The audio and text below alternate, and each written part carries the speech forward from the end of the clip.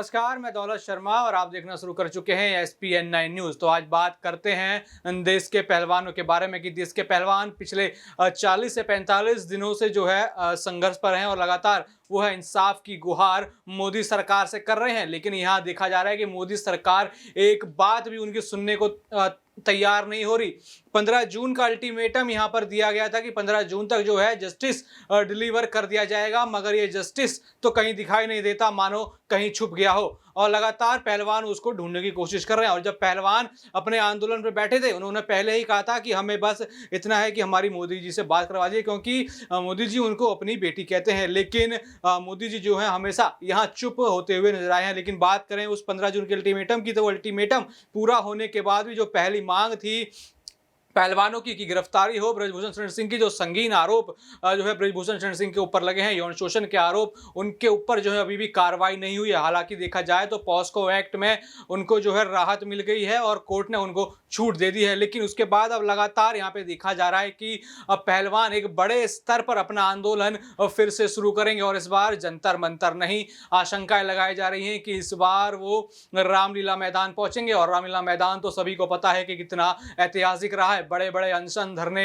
वहां पर हुए हैं और सभी ने जब भी कोई जो है मुसीबत उनके ऊपर आई है तो अपनी आवाज जाकर उन्होंने रामलीला मैदान पर उठाई। और फिर दोबारा पहलवान भी सोच रहे हैं कि रामलीला मैदान जाया जाए, जिसमें उन्हें जनता का साथ, खाप पंचायतों का और किसान नेताओं का साथ मिलेगा। क्योंकि पहलवानों ने खुद कहा था कि अगर 15 जून की डेडलाइन अगर सरकार पार कर जाती है, न्याय नहीं मिलता है, तो वो फिर दोबारा अपना धरना प्रदर्शन जारी रखेंगे और इस बार बड़े स्तर पे होगा। तो इस समय हमारे साथ मौजूद हैं राहुल जी, तो उनसे बात करेंगे कि आखिर जो ये जस्टिस डिलीवर करने की बात की गई थी कि 15 जून तक जस्टिस जो है पहलवानों को डिलीवर कर दिया जाएगा, आखिर वो डिलीवरी पहलवानों तक अभी तक पहुंची क्यों नहीं? जी बहुत बहुत शुक्रिया आपका। और देखिए, सबसे बड़ी बात अगर बृजभूषण शरण सिंह की हम करें, देखिए साल 2024 के लोकसभा चुनाव से पहले बृजभूषण शरण सिंह का ही मुद्दा नहीं, महिला पहलवानों का मुद्दा भी जो है सरकार के लिए एक चुनौती बना। देखिए, बृजभूषण शरण सिंह के साथ वोट बैंक जुड़ा हुआ है, ठाकुरों का वोट बैंक, लेकिन महिला पहलवानों के साथ महिला वोट बैंक जुड़ा हुआ है। और आप ये देखेंगे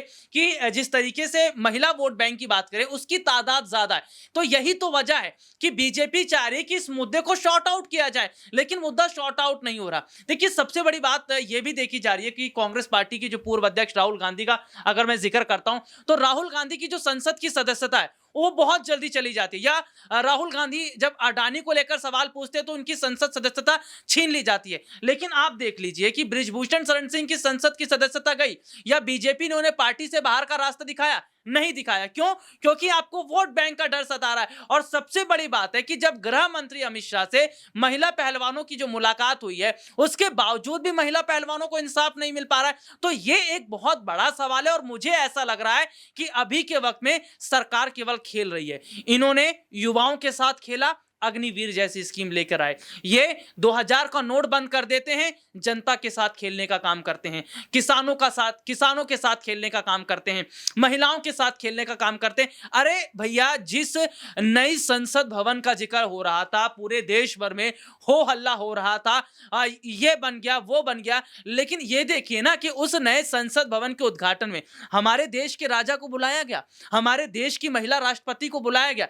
नहीं बुलाया गया। ये एक अपमान नहीं है। प्रधानमंत्री नरेंद्र मोदी जी नई संसद भवन का उद्घाटन दीप प्रज्वलित करके कर रहे थे, लेकिन उसी देश में जहां मोदी जी हंस रहे थे, उसी देश में जहां नई संसद भवन का उद्घाटन हो रहा था, उसी देश में कई किलोमीटर की दूरी पर महिला पहलवानों को घसीटा जा रहा था, सड़कों पर उन्हें रौंदा जा रहा था। यह कैसा भारत है? यह कैसी लोकतंत्र है? ऐसे लोकतंत्र की कल्पना तो हमने या आपने या हमारे देश की जनता ने तो नहीं की होगी। क्या लोकतंत्र का मतलब यही रह गया है मोदी सरकार? क्या लोकतंत्र का मतलब यही रह गया है कि भारतीय जनता पार्टी? क्योंकि लोकतंत्र का मतलब केवल लोगों का शासन नहीं होता। लोकतंत्र का मतलब होता है लोगों को अधिकार देना, लोग आजादी से रह सकें, अपने हिसाब से बोल सकें, अपने हिसाब से खा सके, पी सके। यही तो लोकतंत्र की भाषा है। नहीं तो राजतंत्र की व्यवस्था ही फिर आप कायम कर दीजिए। देखिए, आज लोग 2014 के बाद से आप देख लीजिए कि लोकतंत्र खतरे में है। यह बात विपक्ष तो कह रहा था, लेकिन आज देश की जनता समझी। और इसीलिए कर्नाटक चुनाव के नतीजे आप देख रहे हैं कि कर्नाटक चुनाव के नतीजे कैसे हैं। मुझे ऐसा लग रहा है कि देर आए दुरुस्त आए। और भले ही जनता देर से समझी है, लेकिन समझी तो सही। उन्हें पता चल गया ये हिंदू मुसलमान करने वाली पार्टी केवल देश में नफरत फैलाने का काम कर रही है। और जरा देखिए ना, मजहब नहीं सिखाता आपस में बैर रखना, हिंदी है वतन के, हिंदुस्तान हमारा, और इसी मजहब में, इसी देश के अंदर, इसी मुल्क के अंदर आपने हिंदू मुसलमान करना शुरू कर दिया। आपने औरंगजेब टीपू सुल्तान शुरू कर दिया, आपने अली बजरंग बली शुरू कर दिया। अरे 2024 का चुनाव नजदीक आया नहीं कि गुजरात में क्या हुआ ये हम सबको पता नहीं है। मत खेलिए इस आग से, क्योंकि ये मत भूलिएगा कि अगर एक मुसलमान का घर जल रहा है तो सामने वाला घर हिंदू का है, क्योंकि आग की लपटें कभी ये नहीं तय करती हैं कि ये घर किसी और धर्म का है या वो घर किसी और धर्म का है। क्योंकि इस देश में हिंदू मुस्लिम सिख ईसाई आपस में हैं भाई भाई। क्योंकि यहां पर अगर हम दिवाली और दशहरा का त्योहार मनाते हैं तो यही मुल्क हमारा है जहां पर ओणम का त्योहार भी मनाया जाता है, जहां पर हम पतंगबाजी भी करते हैं, जहां पर हम क्रिसमस का त्योहार भी मनाते हैं, जहां पर हम नए वर्ष का जो है पूरी तरीके से दिल खोलकर स्वागत करते हैं। इस मुल्क की अगर बात करें, और आप देखिएगा कि भारत के अलावा ऐसा कोई मुल्क नहीं है जहां पर इतने सारे मजहब के लोग रहते हैं। आप देख लीजिए, चाहे सऊदी का ले लें, चाहे दुबई का जिक्र कर लें, या अमेरिका ऑस्ट्रेलिया का जिक्र कर लें, देख लीजिए वहां पर कितने, कनाडा का जिक्र कर लें, केवल आपको एक ही जो है धर्म के लोग या एक ही समुदाय के लोग मिलेंगे। मुझे ऐसा लगता है कि कहीं ना कहीं भारत एक ऐसा देश है जहां पर हर मजहब के लोग रहते हैं। यहां पर हिंदू भी है, यहां मुसलमान भी है, यहां सिख भी है और ईसाई भी है। और देश को देखिए, ये देश एक मोती है।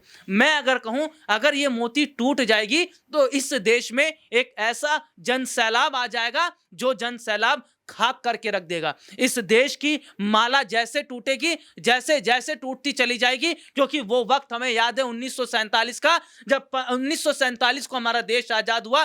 किस तरीके से लोग अपनों से मिलने के लिए गैर मुल्क जा रहे थे, वहां से लोग इधर आ रहे थे। और तो और आप ये देख लीजिए ना, हमारे देश में अभी तक जितने भी दंगे हुए हैं, क्या उन गोलियों ने या उन डंडों ने या उन तलवारों ने ये चिन्हित किया कि वो ईसाई है, वो मुसलमान है, वो सिख है? नहीं, वो ईसाई है, उस पर नहीं चलना है। नहीं, वो मुसलमान है, नहीं, उस पर नहीं चलना, हिंदू पे। तलवार कभी नहीं तय करती।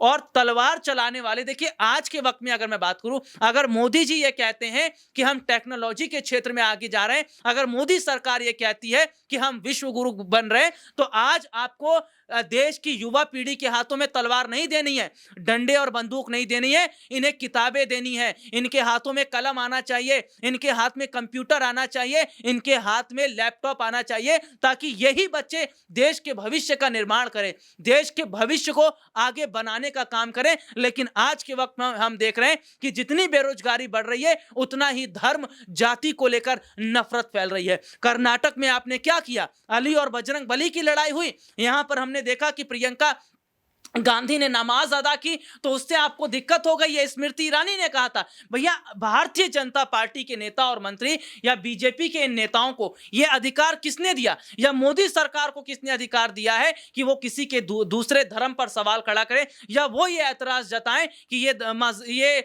नमाज अदा नहीं कर सकते, ये मंदिर नहीं जा सकते, ये गुरुद्वारे नहीं जा सकते। इस देश में, भारत के संविधान में सबको अधिकार दिया गया है। हर मजहब के लोग रह सकते हैं, हर मजहब के लोग अपने पहनावे को अपने तरीके से काम कर सकते हैं। लेकिन 2014 के बाद आप देख लीजिए कि जिस तरीके से मजहब के नाम पर लड़ाइयां हो रही हैं, दिल्ली का दंगा हो जाता है, गुजरात में अभी हम हाल ही में देख रहे हैं, क्या जरूरत पड़ रही थी इस तरीके का काम करने के लिए? और जरा सुनिएगा, तौकीर रजा ने यह बयान दिया है। तौकीर रजा ने कहा कि मुसलमानों ने चूड़ियां नहीं पहन रखी हैं, और अगर सरकार ने या भाजपा और आरएसएस ने अगर भड़काने की कोशिश की तो फिर समझ लीजिएगा कि देश में क्या होगा।